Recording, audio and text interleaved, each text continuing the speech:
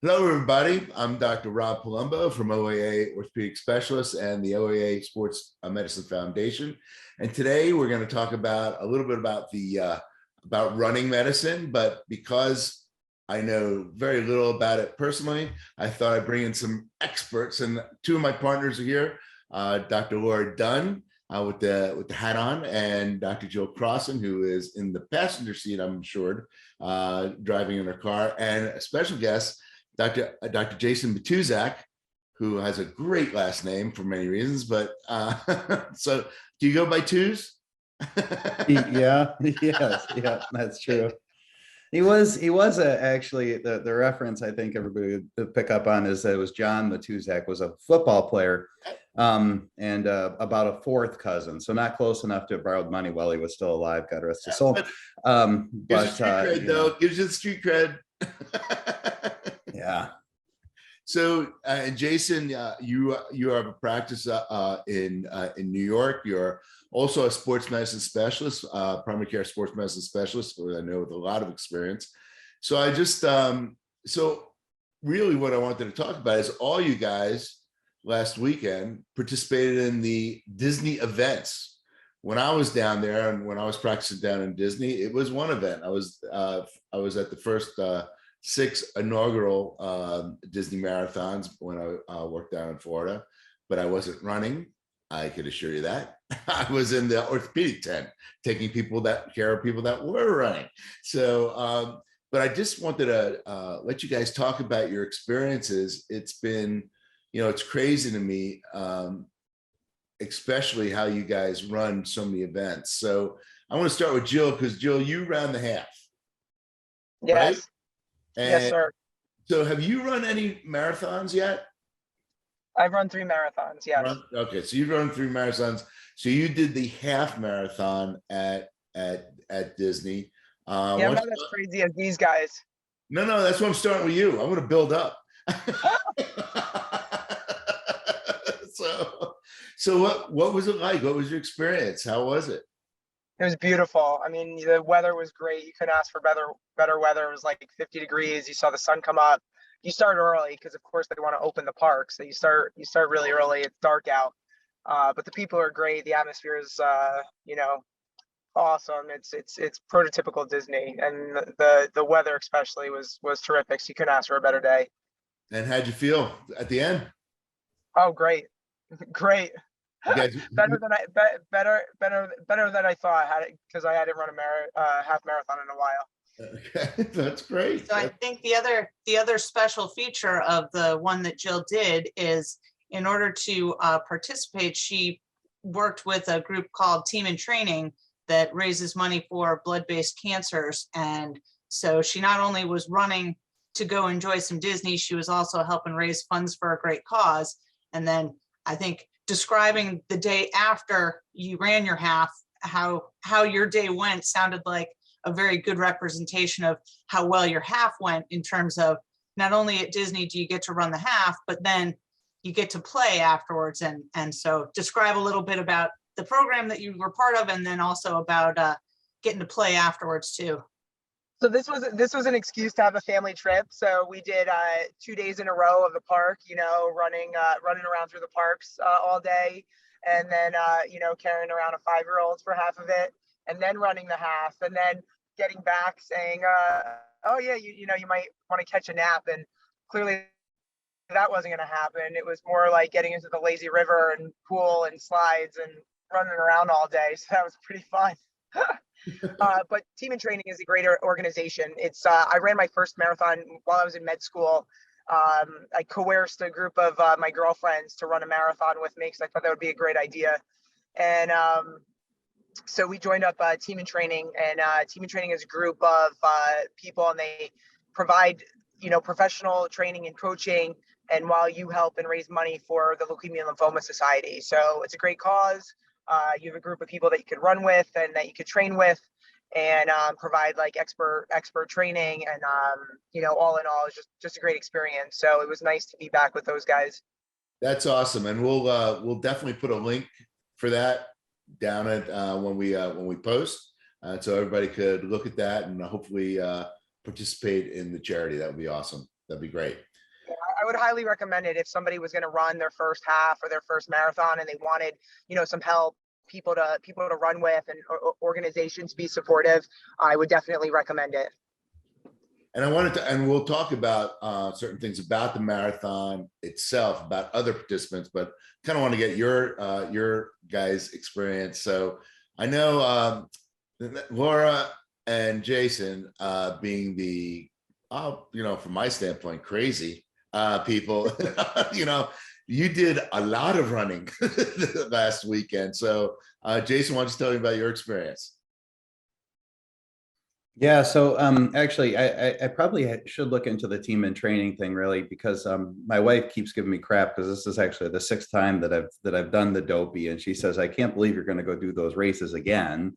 Why are you doing this? And I think I need to come up with some valid excuse as to why I need to keep going back. So Jason, explain that, because not everybody understands the marathon or the half marathon, the dopey, the goofy. Why don't you explain why it's called the dopey? Sure. Yeah. So with the Disney marathon, it's a whole marathon weekend. They have several events leading up to the marathon as a big celebration of Run Disney. And on Thursday, you'll start off by they have a 5K race. On Friday, they have a 10K race. On Saturday, a half marathon race, and on Sunday, a full marathon race. And if you do all 4 of those races on those consecutive days, then you're awarded a dopey challenge medal for doing something really dopey. So it's that's something that yes, there we go. Laura's showing off her medal for that. And it's it's a great achievement. And they actually have, I think there was, I want to say like 7,500 people that did this dopey challenge, that committed to running those 4 days in a row. And probably the hardest part of it is getting up that early 4 days in a row, because the races start at 5, but you really have to be in your corral by 4, which means you have to be into the parking lot by 3, which means you're waking up at 2:30. So, but it's a great weekend. They put on, they have tremendous support from the volunteer organizations that they work with to have, plenty of hydration and food stops and then all of the other stuff that goes along with Disney. So. That sounds awesome. And you enjoyed every bit of it? Were you there with family, or did you just figure, no, you're going to be tired?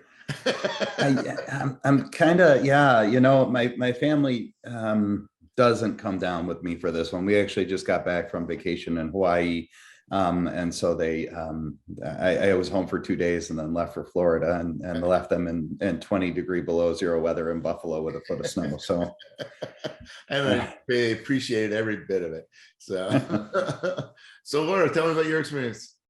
So I agree completely with Jason that the hardest part is the wake up, the 2:45 alarm that I almost didn't get up while it was going off during my half. That was kind of the scariest moment of the whole ordeal. Was got to make sure you get up early enough to get there.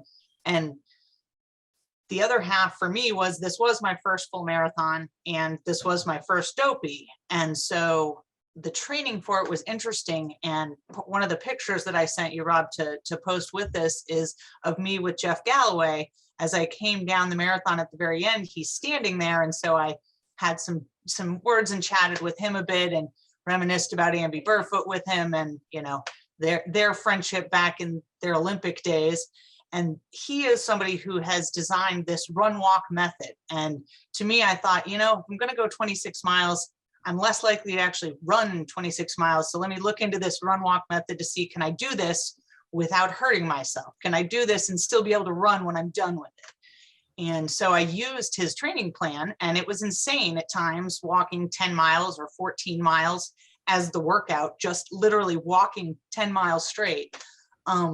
It felt strange having been, a runner trained just to run for the most part and walk when you're just too tired, you can't run anymore. But to do it as a run walk really worked.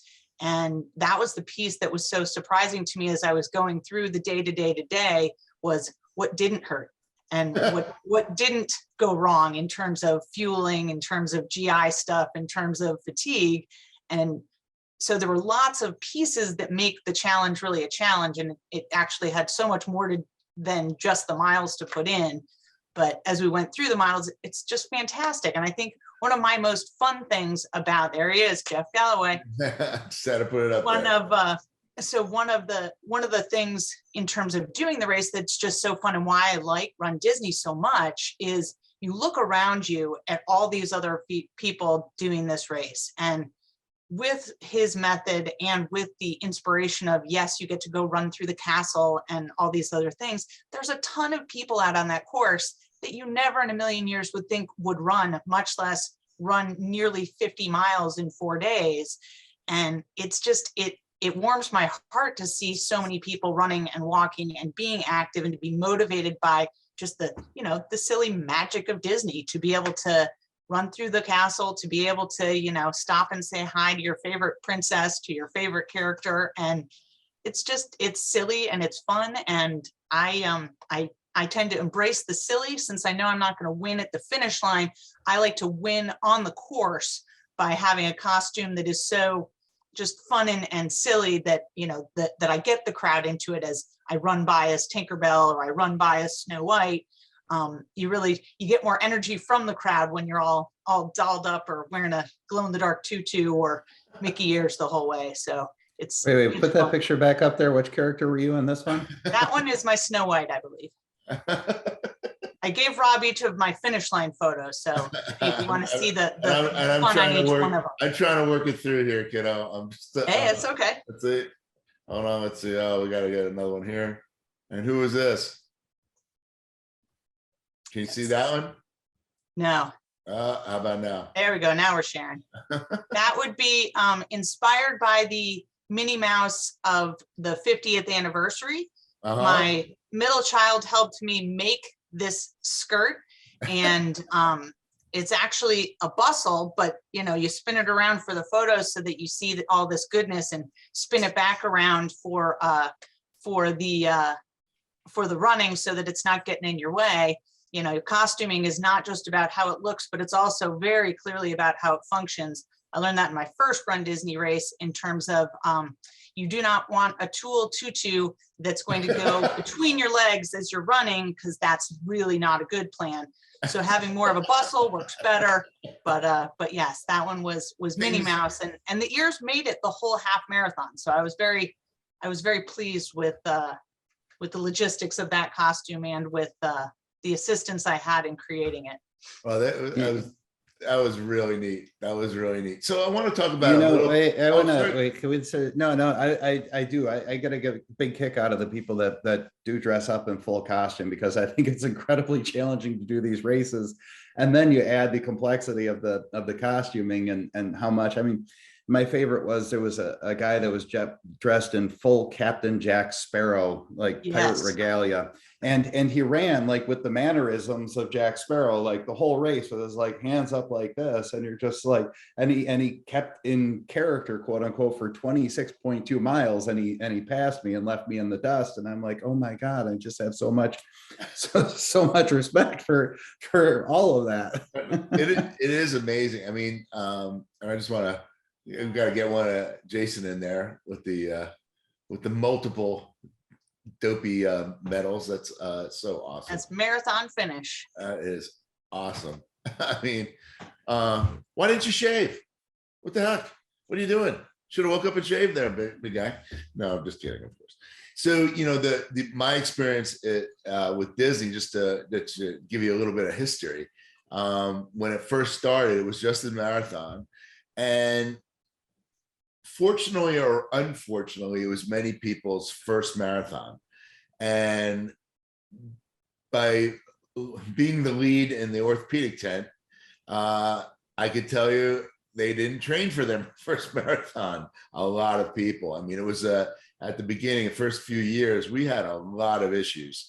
You know, when it was first thought to be just a fun thing to do, and people just started you know, just came, you know, with really not trained for it. And that was a problem. But, you know, I saw over the years that I was down there, and obviously I have friends that are still down there running the medical and orthopedic tent, that they say that, yeah, people are taking it more and more and more seriously. You know, I understand it's a good marathon to be as a beginner, because it's flat. I understand that. So what was your experience like in the corral with where I know they kind of set you guys up with abilities, hopefully, but what did you find while you were running? So the corrals are no longer called corrals because apparently that makes us animals. So they are in segments, but they are separated by, you have to submit a proof of time. And so you get categorized in part from your proof of time, but you also, now Disney being Disney, can buy your way to a better corral by being a member of, the Run Disney Club. For the marathon. Exactly. Which is crucial if you want to stop for all the characters, because that takes time to wait in line to see the character. So where you start will affect how big those lines are by the time you get to them. So it's a factor. But to me, I think this was also an interesting set of races to be a part of because of the Omicron variant of COVID-19 going nuts. So here we are with, thousands of people from all over the country and sometimes the world all together in these spaces. They did a very nice job of slowing down the groups that were being released so that there were more groups released at a time so that each group could spread out a little bit more easily as they started the race. Yeah. Whereas in prior Disney ones, when you'd start, it was your whole corral would start and you could be, shoulder to shoulder for 2 or 3 miles because of how it was set. So this way they tried to space it a little bit. I think it worked for the most part from where I was starting from. I'm not sure if it worked as well from perhaps where the 4th or 5th groups of people were starting from, but I'm hopeful.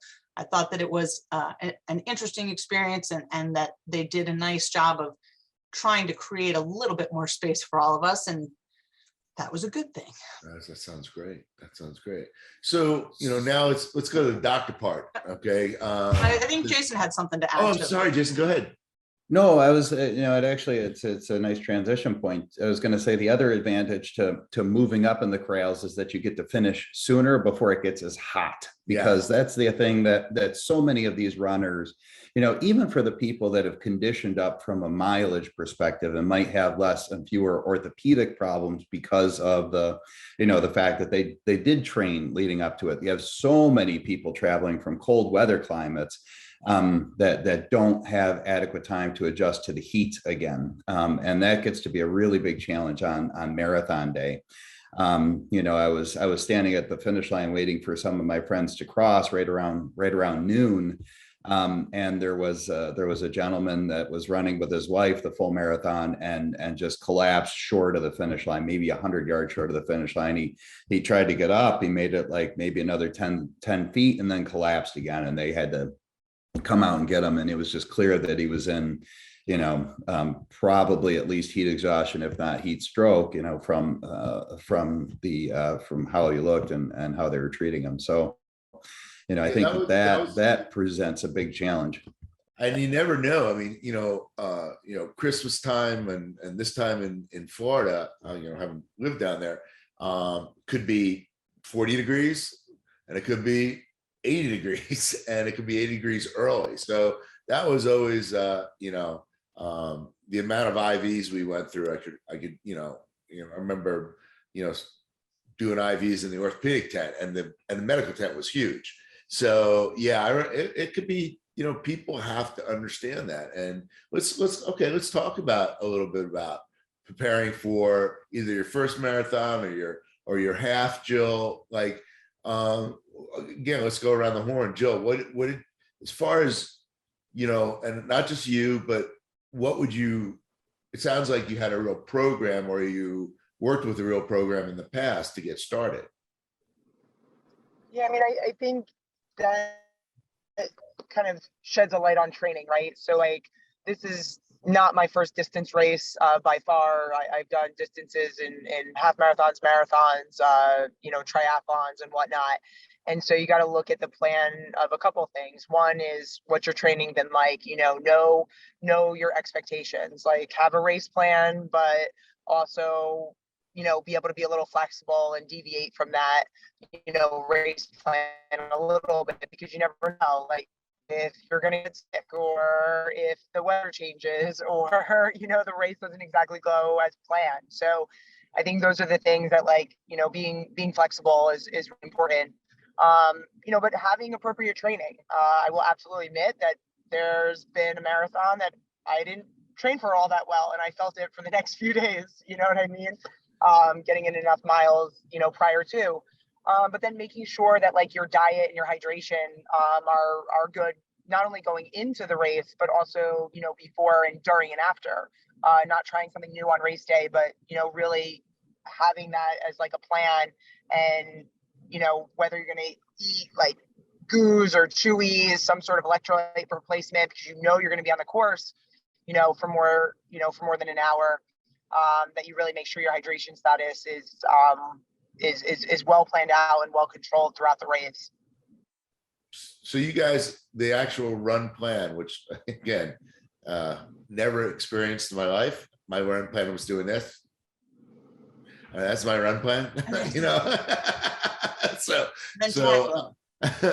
but talk a little bit about the run plans, because I for somebody who doesn't understand what you're talking about, especially I can't imagine running multiple races and having to plan for multiple races. That must be real difficult. So why don't you talk about that, Joe and Jason? I mean, Laura and Jason. So I feel like it's been a fun thing to do when you're challenging yourself to do back-to-back things. And I like to go back to the fact that I don't think of myself as built to be a runner, or, trained to be a runner, that really I'm kind of dumb lucked into, I can still do this. And so in my regular running, I don't generally run back-to-back days very often, because my aging self doesn't really like to have back-to-back days of running and stay healthy. So for this, it really was a matter of looking at how the training plan that, was available from Run Disney was set up. And so it functionally started from, it's 2 days a week running a set time, like 45 minutes of running, and then 2 days a week of this is the mileage and this is the mileage. And every other weekend there'd be some back-to-back things. And then as you got closer to the actual event, the training plan would have a sequence where you would be running Thursday, Friday, Saturday, Sunday. Some of that would end up being just a walk segment, but sometimes crazy long walks. And some of it would be a run segment that they suggested you walk for 4 miles and then run for 12. So things like that, where the plan actually incorporated doing some gradual back-to-back days, and then giving you 1 to 2 weeks in between those longer segments to kind of recover from that, and then build back up to that, so that your body got used to doing that back-to-back. But for me, I also find it was a way to figure out where you needed your recovery and how you needed your recovery. So after my longer runs, I like a jacuzzi tub that, pummels my muscles, and I can sit and stretch in the water and do some really good things with that. And then on my shorter run days, doing some yoga afterwards to kind of reset where everything is and keep everything moving normally. Those things help me to do the back-to-back. And I think without those things, you can get away with it if you're 20 or 25, but when you're pushing 50, you need a little bit different balance, unless you're really one of those just genetically magic people that can do that sort of thing. And I am not. And so, yeah, it really, the training mileage wise was important that way. And then I want to get to talking about the training gut wise and fuel wise after we're done talking just mileage wise. Jason, what's your experience been in terms of getting the back-to-back, or helping other people do the back-to-back without doing themselves in? Yeah, so because we do the sports medicine as a clinical practice, actually, I was never, like you, Laura, I was never really a runner. I had dabbled a little bit here and there with running, but at some point I figured I was taking care of a lot of runners and I needed to get a little bit more credibility with the running community. And so I started to do some races, and I started with the 5Ks and the 8Ks and things like that. And then at some point I just said, you know, if I make it to the end of my life, or sitting on my deathbed type of thing, will I regret having not done a marathon?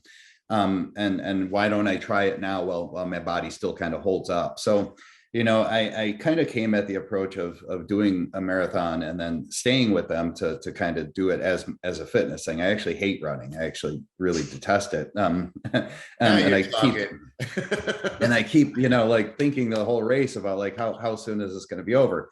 But anyways, when I do my training, I've tried like a lot of different training programs leading up to it, because I want to kind of know what my runners are doing, you know. So I've done some that are higher volume trainings. I've done some that are fewer days training. I did the Jeff Galloway training, which is excellent, even if you don't want to do the run walk method.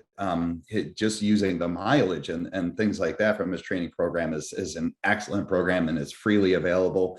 And so I think that's really great. But taking some of the philosophy from that, you know, leading up to my first dopey, I tried to schedule things like back-to-back half marathons on 2 days of a weekend. So it'd be like a Saturday and Sunday, and I tried to get, you know, both of those races in, and I tried to be within a few minutes of each other on my 2 times. So I tried to get myself ready in order to be able to perform on a back-to-back days like that. And what would it take from a recovery perspective in order to get back out there and do it again? So the other thing that kind of happened, I guess, at the beginning of COVID was that because we weren't going to the gym anymore, I felt the need to continue to exercise every day. And so I switched over to running pretty much every day. And I do that for fitness, but also to make sure that I can still breathe and that I haven't actually contracted COVID yet. And so that running every day, I think it's helped my endurance over going multiple days in a row. But actually it's funny because my times have gotten slower. So apparently I still haven't figured it quite out yet. So let's talk a little bit about, you know, the person that really wants to build up to this. I mean, I didn't realize Disney actually put out, you know, running programs. That's actually, you know, phenomenal. Do you guys know who helped design that? I mean, was there? It's Jeff Galloway. Oh, it is. So Jeff Galloway is the one who helped build the programs to begin with. And really, when you look at them, they're very straightforward and simple. And whether you're looking at the, you know, beginner plan or the intermediate or the advanced plan, they have those different plans. It really all has the same concept of build on a base and then increase in the miles, a little bit of rest, increase in the miles, a little bit of rest, and just kind of staggering as it goes. And in general, I mean, we all know there's the 10% rule. So if you have 10 miles this week, you shouldn't increase by more than a mile for next week. Well, when you start at those low numbers, it's hard to use the 10% rule and feel like you're getting anywhere ever, but it's a general good guideline of kind of get yourself running to a mid-level of, you know, anywhere from 15 to 25 miles in a week. And then from there, you can adjust up by 10% each week. And really, it works. It keeps you from getting injured. If you're advancing that too fast, you almost always get injured. And the piece that some people don't take into account, that I think as sports docs, I have an easier time taking it into account, is what else are you doing so that it's not just looking at, okay, how many miles am I increasing? When you go down to Disney, how many miles do you walk? So it's not just about being able to do 50 miles on the course. It's about the 2 miles it took us to get to and from the finish line and start line on at least 2 of the days. It's also about the 4 to 10 miles that the average person walks in Disney every day that they're there. And so it's looking at what's your day to day. So am I a nurse? Am I working on the floors? Am I walking, you know, on concrete floors all day long for my 12-hour shifts? Is that the day I want to do my long distance training? No. Is that something that I need to take into account to recover from for when I'm running? Absolutely. And so I think that keeping in mind what else you're doing beyond your training helps to make your training successful and not be overdone. Does that make sense? Yeah. So let's talk about a little bit about, in your practices. What what kind of injuries do you see? And let's talk about, injuries that occur in the new runners, injuries that occur in runners that have been doing it for a long, long time. And let's talk a little about the aging runner. So let's start off with, typical stuff you'll see in the office with people that are starting to run or just been running, casually, we'll say, and then starting to bump up times and things. How about you? How about you, Jason? Yeah, so we do a whole running medicine program now at the office, and we actually have physical therapists who are dedicated to dealing with our injured runners. But we also do a running prevention, a running injury prevention program too. So we try to, especially for our newer runners, we try to get them involved in that so we can work on a lot of the strength training stuff that they need in order to be able to try and prevent the injuries from occurring. So hopefully we see fewer and fewer of these injuries. But we certainly do see, probably still the most common injury that I see in my first time runners are shin splints. Certainly we get a lot of plantar fascia problems, or tendonitis is around the foot and ankle are very common. Iliotibial band syndrome, which is tendon problem around the knee, is common.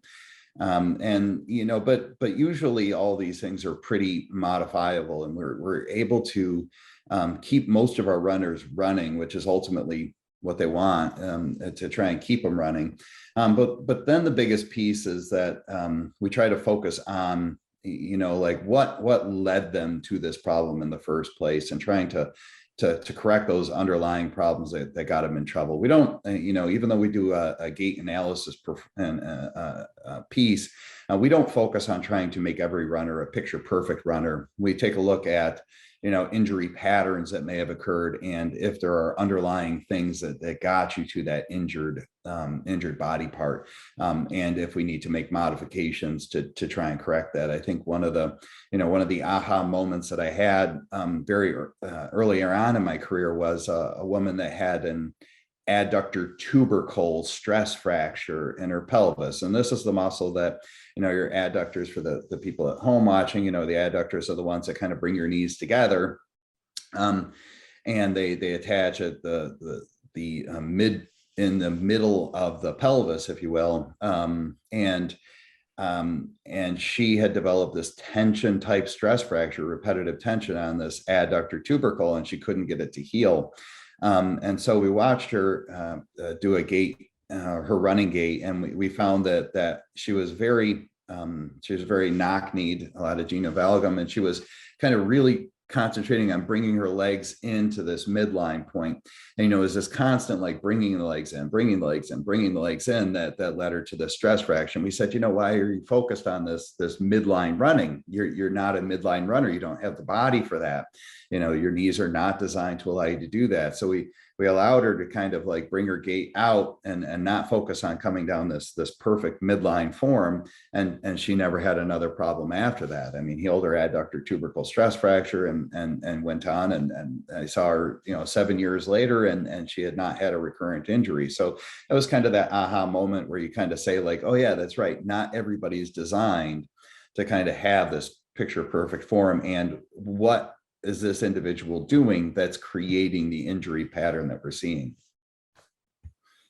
I think for me, there's a good example that one of my patients that did her first marathon here at Disney this time, this was sort of a postponed first marathon because she got injured as she was training for her very first one, that her husband did his first, but she was not able to because I was treating her for a stress fracture. And it's the new runner who's so excited, and then they add miles and add miles and add miles instead of building a base of running and then going to distance later. And I think that's something that I see a lot is locally here in Allentown, we have a group called First Strides, which is a program that helps people learn how to run, walk, and how to run. And the goal is to get everybody to a 5K. but this group sort of has this underlying piece that seems to motivate people to go, okay, I did the 5K. Now I need to look at doing a 10K. Now I'm going to look at doing a half when they've only been running literally for like 6 months. And so helping to correct misconceptions about, like, yes, you built up to a 5K, you totally should do a half marathon, and bringing that back into a little more reality of, it's great that you're running, let's keep you running. Just because you're running doesn't mean you need to run huge distances, and running longer distances doesn't mean you'll lose more weight, or doesn't mean that you'll be more fit. It means you're more likely to get hurt unless you have the time to train and do that. The other piece that I tend to, well, when I'm looking at my injured runners, I want to know, what have they done wrong? And so the question is, what did they do wrong? Is, did they run too hard, too much, too fast, too many things together? How are the mechanics of what they're doing when they're running? So my rule is, if you can stand on one leg and do a single leg squat, your hips stay level, your knees go over your toes, you're probably safe to run. If you can walk down the stairs in the morning without favoring one leg or the other, or being cautious as you're falling, you're probably safe to get back into running. Separate from those biomechanics, I am kind of obsessed with vitamin D and vitamin D deficiency. I was gonna ask that, yeah. When you add vitamin D to somebody's diet, they have a faster recovery from injury. They have faster recovery from the microscopic injuries that we self-induce with each workout. You actually recover faster from that if your vitamin D is in the 40 to 60 range rather than normal, which is 30 to 100. Most of us here in Lehigh Valley hang out around 30 or lower. I'm sure in Buffalo it's that or worse, just in terms of no sun exposure. Even if you're outside, there's just not enough sun to get from that. And so with that, adding vitamin D to what people are using to recover really makes a difference in terms of how well their bodies can repair the micro damage that you're doing when you're running. And for one of the things I see with the vitamin D deficiencies is, because we're smarter about, even in the summer, because we're smarter about sunblocks and covering up and all that kind of stuff, which is wonderful because we want to prevent skin cancers. It also decreases the amount of, vitamin D we're going to generate on our own. So I believe I see that a lot. I probably order vitamin D studies at least once a day, it seems, lately. So and you're usually right. If you're thinking it, you're right. You're usually right. There are deficiencies, and it's like I see that a lot. So I'm glad you brought that up. And a weird I just thing that I don't know. I just assume everybody's low. Yeah. I don't know if you guys have noticed this though. Do you have that patient that comes in with just severe complaints that really boil down to patellar tendonitis with minimal on exam? You give them vitamin D and it's suddenly magically resolved.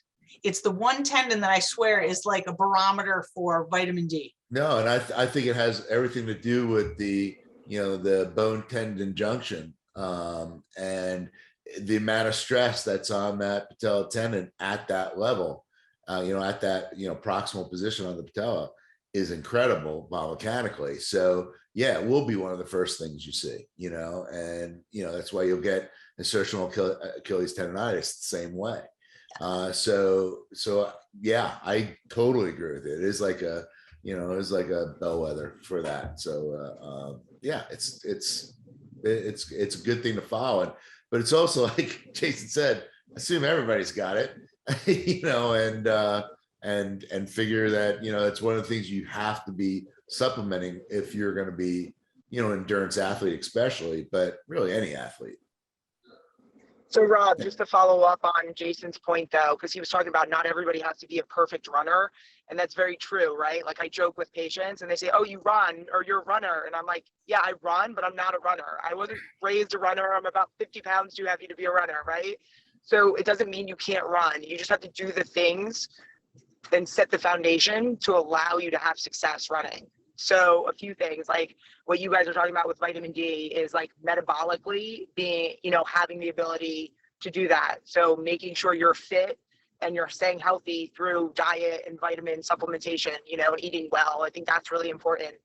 Setting the foundation from a strength perspective, right? One of the things that people say, to me all the time in the office is, yeah, I'm active, like I walk or I run, but those are aerobic activities. So they're not strengthening activities. So it's really important that when we look at running over walking, that running is a high impact exercise.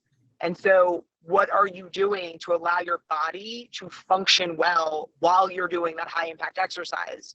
So to be able to cross train, whether you're doing like a bike, a stationary bike, whether you're doing some flexibility and mobility work for, you know, your lower body, your spine, core strengthening so that you're standing upright and not, you know, putting too much stress on your pelvis and your lower legs, and having that strengthening program, and then setting a really good foundation. Like Jason was saying, he sees a lot of overuse in ankles, and that's huge because a lot of us don't have great feet or ankle strength. And so making sure we're having, especially the older we get and we want to continue to run, making sure we have really good supportive sneakers. And so many of us are lucky, especially in the Lehigh Valley, that we have some great running stores, and to make sure you're fitted with the appropriate sneakers to be able to run, and changing out your sneakers frequently. But like, and what I tell my runners and everybody, really, you got to think about it in two ways. It's not just the impact, okay? It's not just the impact. It's your body has to decelerate itself every step, okay? So if you're not training yourself to basically brace your body as it's moving forward, in other words, when you land from you know, in stride, you are using your quads to slow you and control yourself down. That's why there's so much stress on the patellar tendon. That's why I say, you know, you can't just run. You know, you can't just run. You have to do some lifting, some, some, eccentric type work where you're just like, loading your body as you're moving it. And that's really important, I see. And I see that for any sport really, but in running, it's not something that's thought about. People think, oh, I'm going to run, so I'll just run. And they don't cross train. They don't do any, that maybe they'll stretch, but they don't do any muscle training, any weightlifting. And it could be as simple, it could be simple stuff. It doesn't have to be, go to CrossFit and work out and then run. In fact, that would be really bad. But Well, the balance of when to do it and how to do it, I think, is important as well. I think Right. that the point being of talking to folks about doing some simple strength training stuff, but making sure that, for me, I like to explain to the patients, you don't want to do your strength training and then run, because now I've fatigued the muscles that are supposed to protect me. You can run and then do your strength training, or you can do your strength training on days that you're not running, but it makes a difference. But it doesn't have to be CrossFit. It doesn't have to be heavy weights and lunges. It really can be yoga, can be your strength training, and body control and that strength and that controlled motion and controlled balance and core are the critical aspects, not, okay, I got to get buff and I got to get really strong to do this. Like, nope, you need to be able to control your own body weight. And when you can control your own body weight, you can be safe to run. And then, I know we're probably coming up on time in terms of, I could talk about running all morning long, but two other pieces I wanted to just make sure we just touch base barely on is sleep. And I think that sleep gets really disrupted with running. And the longer that you run, your body's achy after you do it. And so even when you sleep after you run, sometimes you don't sleep well. And when that's the factor, you need to look at what you're doing in terms of your recovery, because if you're not getting 7.5 hours or more of sleep, your incidence of injury is 2 times higher. So when we think about training for this dopey, How many nights, Laura? what? 7 hours and how many nights? Yeah, 7.5. One night or a few? Every single one. So like for those races, I'm not sure I qualified without a bunch of naps like here and there, but in terms of the training, that sleep really was critical in terms of being able to stay healthy through the training cycle to even get there in the end. And Jason, I don't know if you talk to your patients about sleep much, or if you, when you're trying to dig through these, why is this happening over and over? I find in my teenagers, that's probably where I go to the most in terms of their own stress management and their own sleep schedule of, okay, we're only going to be able to get you healthy if we can actually get you on a sleep schedule that gets you sleep. Yeah, I don't know what you're talking about. Everybody in Buffalo gets perfect sleep every night, especially after the It's Bills called win last night. hibernation. Yeah, that's it. So, No, but I do think that there's a lot, and I think the wearable technology right now is really good too, because it's, you know, I mean, like for instance, every day I can wake up and see what my resting heart rate was overnight. And I think that that's a really helpful thing in terms of trying to figure out, you know, where I am in terms of our two nervous systems, you know, our sympathetic versus parasympathetic nervous systems. And then they get out of balance, and you'll see that resting heart rate starting to drift up. And that's an indicator for us that we've got something like a sleep deficiency that's creating some of those stressors on our body. So, you know, I think that those are really impactful and really helpful in my practice when I talk to people about things like sleep in their training. You know, are they using a wearable that we can actually look at some of this data? So, but you know, before we left, there was one other thing that we had talked a little bit about, and I wanted to go back to. We talked about like how you break down your training and stuff. And I think that, you know, one of the big takeaways that I'd like people to get from this is that, you know, you don't have to run every day to be able to train for longer distances, half marathons or full marathons. You know, one of the books that I still refer a lot of my beginning runners out to is a book called Run Less, Run Faster, which was published by Runner's World, and which is really kind of talking about, you know, training on 3 days a week of running, you know, and how do you do that, and how do you build up mileage if you're training 3 days a week. There was always this perception that you needed to run like incredible volumes of mileage every day if you wanted to be able to do these longer distances. And the truth is that you don't. And to what you know, what Laura said before, you know, the strength training, you know, is really, really impactful, and having that, especially that core strength, I think on those alternating days, I think is one of the things that really helps to make sure that you can prevent it, and not just strength, but endurance with strength. So, you know, I love that you have them do the single leg squat and being able to see if they can maintain their form. I think one of my favorite exercises that I tell my patients to do is that they should be able to do 100 of those on each leg each day, you know, and because that's really the same motion that your body's going through every minute of running is like 90 of those on each side. So, you know, if they can't do I say 100, in front of a mirror yeah. is how I make say sure that, that so that you can see what your body's form. actually doing. Because you Yeah. could pop out 100 of those and be in big trouble, but in front of that mirror so you can see what's going on. I love it. Well, my favorite thing to do is, especially for the kids, is, you know, tell them when their parents are in the room, hey, you know what? You could play as many video games as you want, as long as you're doing it on one leg. And then I'll add a balance pad to it. And so kids look at me like they're very ambivalent. They don't know if they'll be happy or really mad at me. So but I just find it, you know, it's so important in everything we do is the proprioception and balance, and that, you know, I just see that as very important, very important. So we're rounding up. Is there any points you guys wanted to make, you know, to runners out there, or people that are interested in running, or anything else, foundations you work with, books to read, wearables to get? I'm happy to we could absolutely put this in the description when we release this. So anything you want to add while we're still here? I think Disney this is a great podcast first is, race for people. go ahead. Say it again. Go ahead, Jill. No, I was saying Disney is a great first race for people. Like, the way I look at it is I never run a race where I train. So I don't want to run a race at home. I train there. I run those streets and the roads all the time.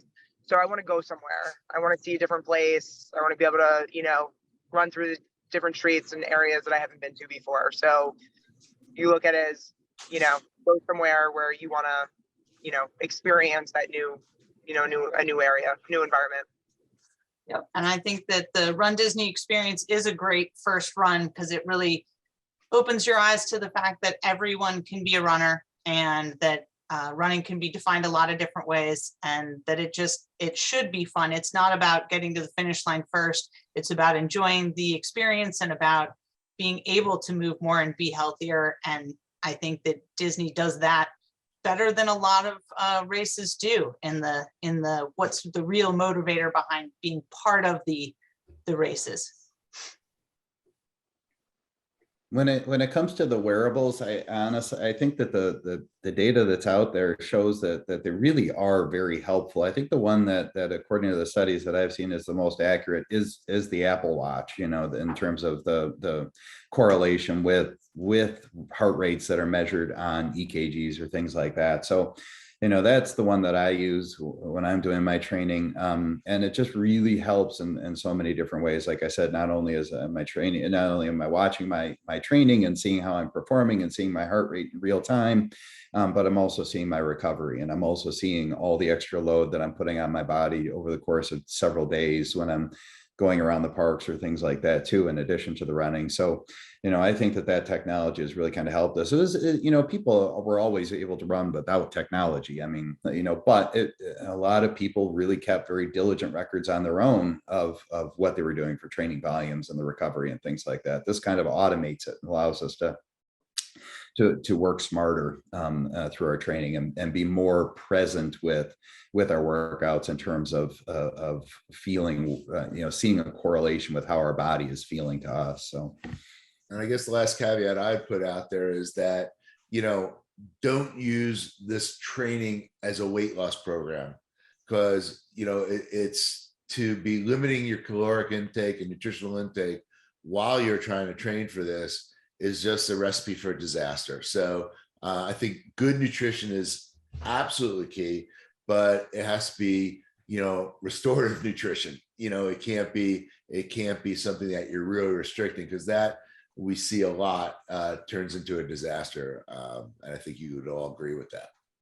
Well, and I also think to that same degree, just because you run doesn't mean that you get to eat any and everything. And I think that that's an error that all of us have made as well. Is, well, I just ran 13 miles, so I can have all of the ice cream. So no, I can have ice cream, just not all of the ice cream. And so I think making sure that that reality check is also present. But as you said, refueling intelligently is the smart thing to do, but making sure that you do put some protein in your body within that first half hour after a long, hard workout makes a huge difference. It takes 2 days to recover that. If you don't do it right away, you do it right away and your body's like, okay, cool, let's do this again. It's a beautiful thing.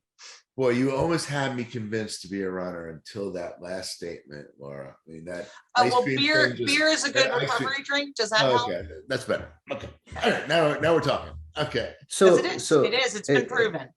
Well, that's great, because, you know, it's funny because every race that I had ever started doing here in Buffalo, there was always beer at the end. I mean, like, that was great. You'd finish and there'd be like a beer waiting for you. It was, you know, I mean, like, nice. And then I went to like the city next door, Rochester, and I ran the race, and I said, where's the beer? And they said to me, why would you drink beer after running a race? You just did something incredibly healthy. You know? Like, you just did something incredibly healthy. Why would you ruin it by drinking a beer? I'm like, why would I do something incredibly healthy unless there was a beer at the end? oh my gosh, different mentality. I mean, you Yeah, probably run right pineapple past the cider Genesee. is a Run Disney tradition. Pineapple cider, it's the only way to go. There you go. Well, listen, guys, I appreciate you getting together today. I think this was very informative. Jason, great to meet you. Hopefully I'll see you again in the future. Laura and Jill, thanks so much. It's always great and a pleasure, and we'll be doing this a lot more. So if anybody has any questions about this, you can put it in the discussion or comments section afterwards, and we'll try to respond to all your questions or comments. And everybody have a great day. Thanks, guys. Thanks for making this possible. Appreciate it. Thanks, Jason, for joining us. All right. Thanks for having me. All right, take care. Bye-bye.